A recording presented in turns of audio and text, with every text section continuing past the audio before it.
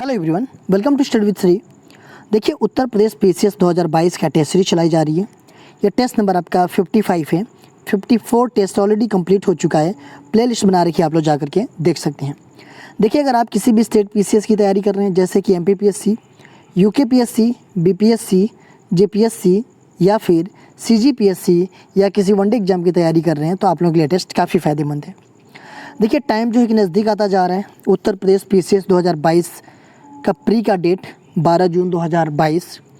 तो आप लोग टेस्ट को रेगुलर देखा कीजिए और अपने दोस्तों को भी शेयर किया कीजिए कि उनको भी फ़ायदा हो।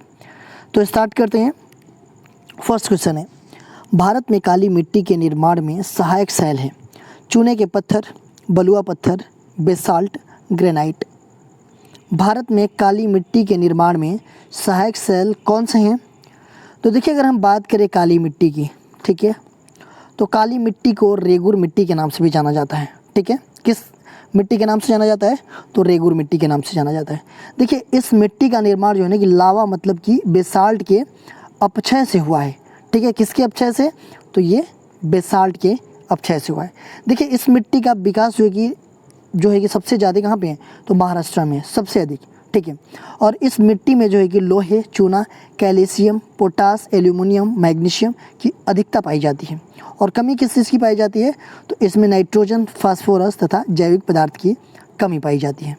तो भारत में काली मिट्टी के निर्माण में सहायक क्या है? तो शैल है। किसके ऑप्शन से हुआ है? तो ये लावा के मतलब कि बेसाल्ट के। तो ये हो जाएगा आपका सी ऑप्शन।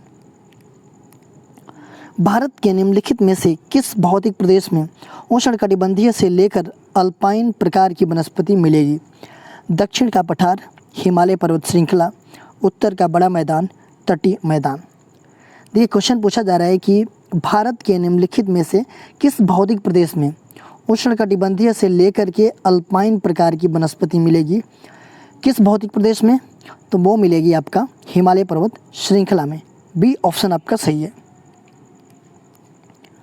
लेटेराइट मिट्टी के निर्माण हेतु उत्तरदायी है जलोढ़ का निक्षेपण, लोएस का निक्षेपण, सघन वनस्पति आवरण, अपक्षालन एवं कोशिका क्रिया।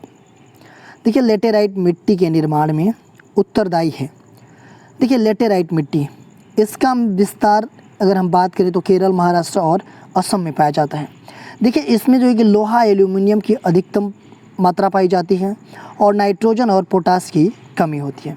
और इसका निर्माण जो है कि अपक्षालन एवं कोशिका क्रिया के द्वारा हुआ है। तो ये हो जाएगा आपका डी ऑप्शन। भारत के उत्तरी मैदान में किस मृदा का सर्वाधिक विस्तार है? लेटेराइट, जलोढ़, काली मिट्टी, दोमट। भारत के उत्तरी मैदान की बात की जा रही है कि उत्तरी मैदान में किस मृदा का सर्वाधिक विस्तार है? तो देखिए, इसमें जो है कि विस्तार है सबसे ज़्यादा जलोढ़ का। बी ऑप्शन आपका सही है कि उत्तर मैदान में किस मृदा का सर्वाधिक विस्तार है? तो जलोढ़ मृदा का। देखिए, इस मिट्टी का निर्माण नदियों के द्वारा जो अपरदित पदार्थ है ना, उससे हुआ है। और जलोढ़ मिट्टी में पोटास व चूना प्रचुर मात्रा में मिलता है। और कमी किसकी होती है? तो फास्फोरस, नाइट्रोजन और जीवाश्म की कमी होती है। तो ये होगा आपका बी ऑप्शन। मरुस्थलीय पौधों की जड़ें लंबी होती है क्योंकि जड़ें पानी की तलाश में लंबी हो जाती हैं। भूमि का उच्च तापमान जड़ों को लंबा होने हेतु प्रोत्साहित करता है। भूमि में पानी नहीं होता है, अतः यह सख्त होकर जड़ों पर दबाव डालती है, जिससे वह लंबी हो जाती है। जड़ें सूर्य की गर्मी के विपरीत दिशा में बढ़ती हैं। देखिए, पूछा जा रहा है कि मरुस्थलीय पौधे की जड़ें जो हैं कि लंबी होती है, क्यों होती है? तो देखिए, जो मरुस्थलीय पौधे होते हैं उनकी जड़ें लंबी इसलिए होती है कि जड़ें जो है कि पानी की तलाश में ये लंबा होता जाता है। तो ये हो जाएगा आपका ए ऑप्शन। शुष्क जलवायु के भली भांति अनुकूलित पेड़ पौधे को कहते हैं?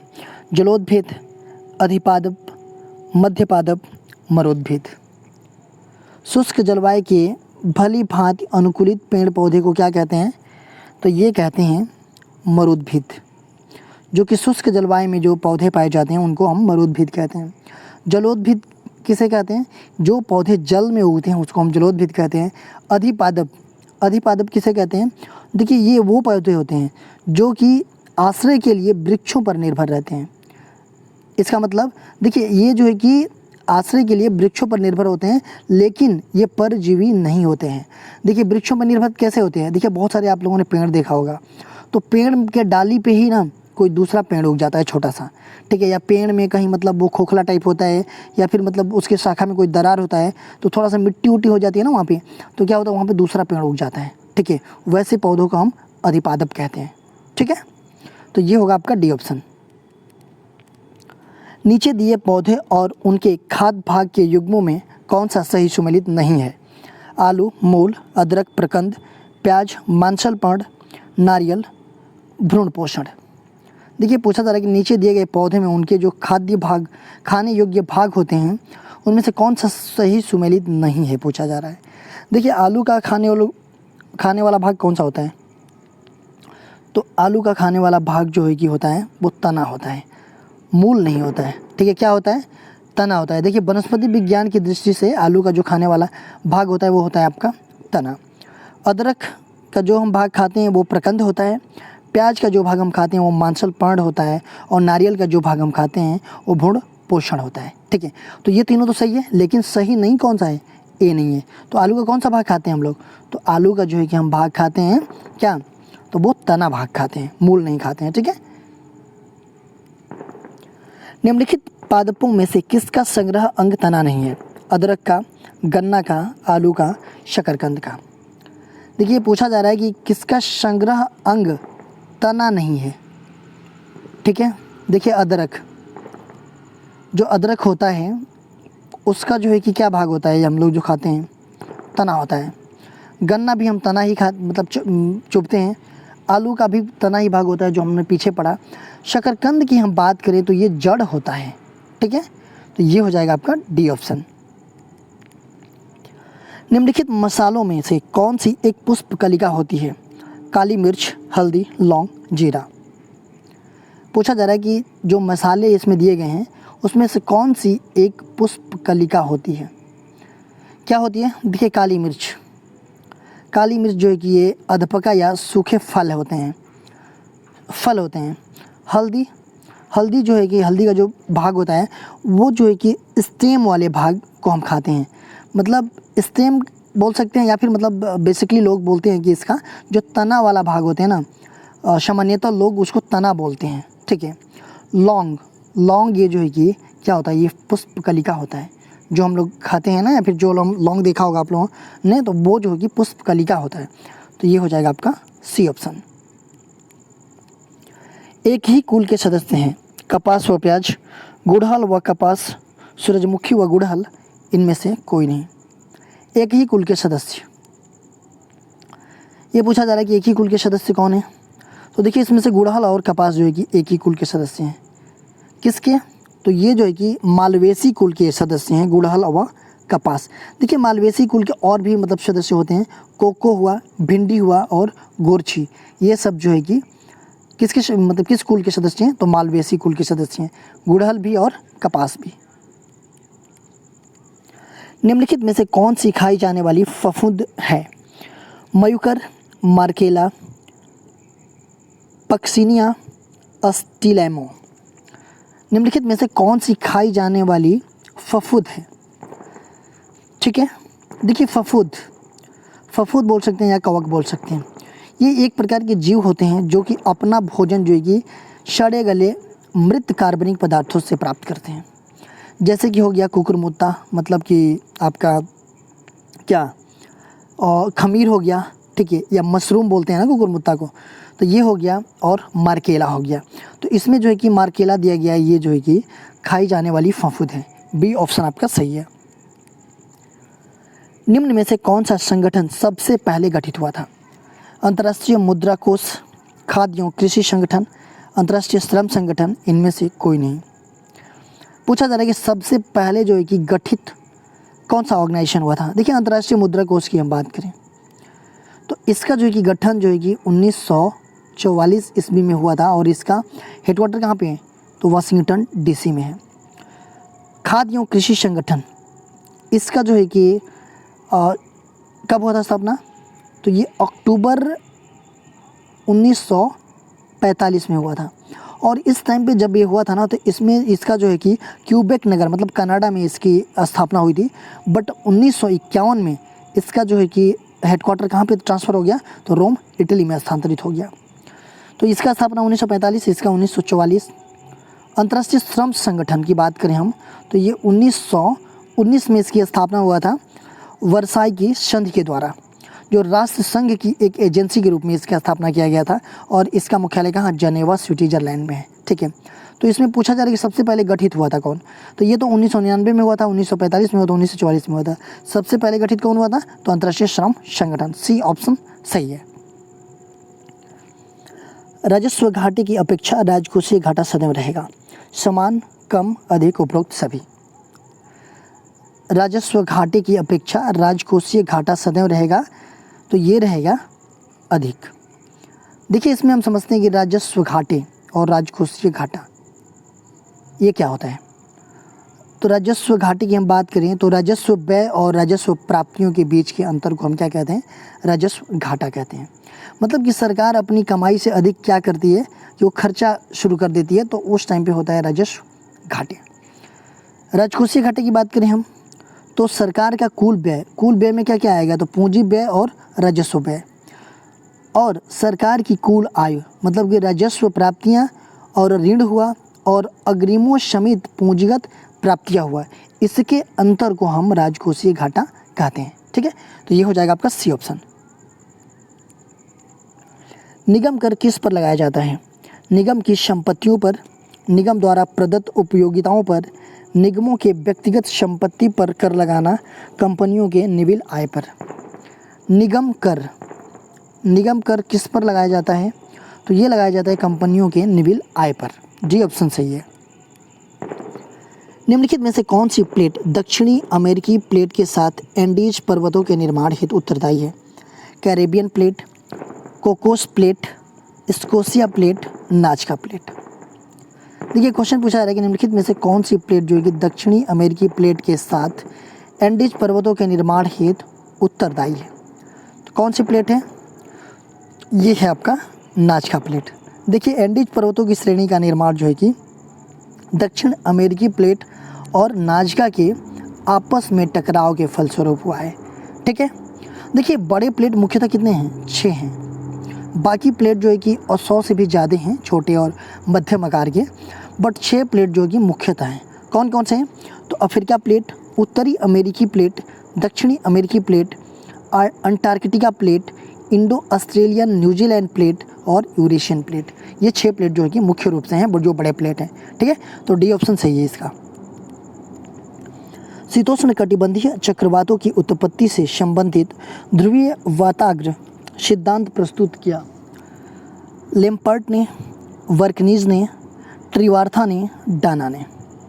शीतोष्ण कटिबंधीय चक्रवातों की उत्पत्ति से संबंधित ध्रुवीय वाताग्र सिद्धांत प्रस्तुत किया, किसने किया, तो ये किया बर्कनीज ने। बी ऑप्शन आपका सही है। देखिए ध्रुवीय वाताग्र सिद्धांत या फिर इसको और नामों से भी जाना जाता है, तरंग सिद्धांत या वर्गेन सिद्धांत, इन नामों से भी जाना जाता है। देखिए अगर हम बात करते हैं वाताग्र की, वाताग्र शब्द आया है यहाँ पे, इसकी बात करते हैं तो जब दो वायरासियाँ मतलब कि ठंडी वायरासियाँ और गर्म वायरासियाँ जब आपस में मिलती हैं तो पूर्णतः मिल नहीं पाती है ये। ठीक है, गर्म वायरासियाँ और ठंडी वायरासियाँ और ये आपस में मिलती हैं तो ये पूर्ण रूप से मिल नहीं पाती है, और इन वायरासियों के बीच क्या होता है, ढलुआ सीमा का विकास होता है। ठीक है, ढलुआ सीमा का विकास होता है और उसे ही हम क्या कहते हैं, उसे ही हम वाताग्र कहते हैं। निम्नलिखित में से एक ओजोन निर्माण से संबंधित है, प्रकाश रासायनिक प्रक्रिया, प्रकाश संश्लेषण प्रक्रिया, रसायन संश्लेषण प्रक्रिया, हाइड्रोलिस प्रक्रिया। निम्नलिखित में से एक ओजोन निर्माण से संबंधित है। कौन है ओजोन निर्माण से संबंधित, तो ये है आपका प्रकाश रासायनिक प्रक्रिया। देखिए ये जो है कि सूर्य के प्रकाश द्वारा होता है, और ओजोन गैस का निर्माण कैसे होता है, तो ओजोन गैस का निर्माण जो है कि नाइट्रोजन ऑक्साइड एवं जैविक पदार्थों पर सूर्य के प्रकाश की क्रिया से ओजोन गैस का निर्माण होता है। ठीक है, तो ये हो जाएगा आपका ए ऑप्शन।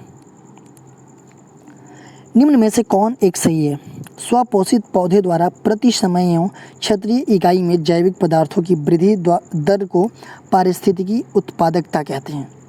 दूसरा है कि रसायन पोषित पौधे द्वारा प्रति समय एक क्षेत्रीय इकाई में जैविक पदार्थों की वृद्धि दर को पारिस्थितिकी उत्पादकता कहते हैं। प्रकाश पोषित पौधे द्वारा प्रति क्षेत्रीय इकाई में जैविक पदार्थों की वृद्धि दर को पारिस्थितिकी उत्पादकता कहते हैं। एंड लास्ट ऑप्शन है कि प्रति क्षेत्रीय इकाई में जीवित पदार्थों के भार को पारिस्थितिकी उत्पादकता कहते हैं। तो देखिए पारिस्थितिकी उत्पादकता किसे कहते हैं, इसमें से सही पूछा जा रहा है। तो ये कहते हैं स्वपोषित पौधों द्वारा प्रति समय एवं क्षेत्रीय इकाई में जैविक पदार्थों की वृद्धि दर को पारिस्थितिकी उत्पादकता कहते हैं। तो ये ए ऑप्शन आपका सही हो जाएगा। कथन ए, भूमध्य रेखीय जीवों में अधिकतम जैविक विविधता मिलती है। कारण आर, भूमध्य रेखीय प्रदेशों में बहुत उपजाऊ कटिबंधीय मिट्टियाँ मिलती हैं। इसमें कूट दिया गया है कि ए तथा आर दोनों सही हैं। आर ए की सही व्याख्या है। ए और आर दोनों सही है परंतु आर ए की सही व्याख्या नहीं है। तीसरा दिया है कि ए सही है परंतु आर गलत है। एंड चौथा दिया है कि ए गलत है परंतु आर सही है। देखिए भूमध्य रेखीय जीवों में अधिकतम जैविक विविधता मिलती है, बिल्कुल सही है कि भूमध्य रेखीय जीवों में अधिकतम जैविक विविधता मिलती है। दूसरा ये है कि भूमध्य रेखीय प्रदेश में बहुत उपजाऊ कटिबंधीय मिट्टियाँ मिलती हैं। देखिए ये गलत है। क्यों? कि भूमध्य रेखीय प्रदेश में अधिक वर्षा के कारण जो है कि अपक्षालन की क्रिया काफ़ी तेज़ी से होती है, ठीक है। और जब तेज़ी से होती है तो उसके फलस्वरूप क्या होता है कि मृदा में पोषक तत्वों की कमी हो जाती है। तो इस प्रदेश में मृदा की जो उर्वरकता होती है वो शक्ति कम हो जाती है। तो इसमें क्या दे रहा है कि बहुत उपजाऊ कटिबंधीय मिट्टियाँ मिलती हैं, नहीं, इसमें तो कम हो जाता है ना उसकी उर्वरकता, ठीक है। तो ये गलत हो जाएगा। तो इसमें केवल क्या सही है, तो ए सही है परंतु आर गलत है। सी ऑप्शन आपका सही है, ठीक है। निम्नलिखित में से कौन लियोपोल्ड मैट्रिक्स से संबंधित है? जाल विश्लेषण, पर्यावरण अवनयन, पर्यावरणीय स्थिरता, पर्यावरण अधिप्रभाव आकलन। निम्नलिखित में से कौन लियोपोल्ड्स मैट्रिक्स से संबंधित है? तो ये संबंधित है आपका पर्यावरण अधिप्रभाव आकलन से। डी ऑप्शन आपका सही है।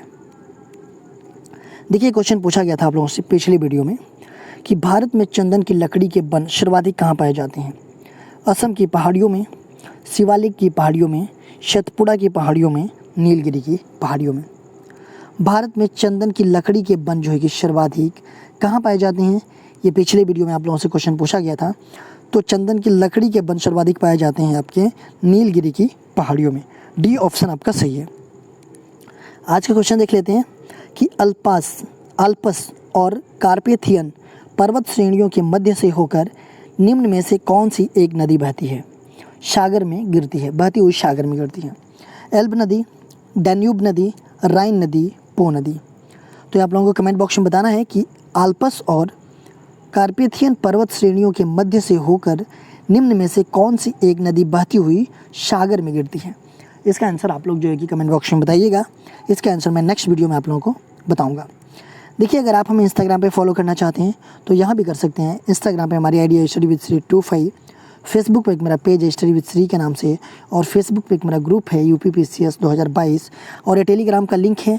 इन सब सारे जगहों पे कनेक्ट हो जाइए। इन सब सारे जगहों पे स्टडी से रिलेटेड चीज़ें पोस्ट की जाती है जिससे आप लोगों को फ़ायदा पहुंच सकता है। दोस्तों वीडियो अच्छी लगती है तो आप लोग लाइक किया कीजिए, कमेंट्स किया कीजिए और अपने दोस्तों में शेयर भी किया कीजिए। अगर वीडियो अच्छी नहीं लगती है तो आप लोग डिसलाइक कर दिया कीजिए और कमेंट बॉक्स में मुझे बताया कीजिए कि डिसलाइक क्यों किया। वीडियो देखने के लिए धन्यवाद।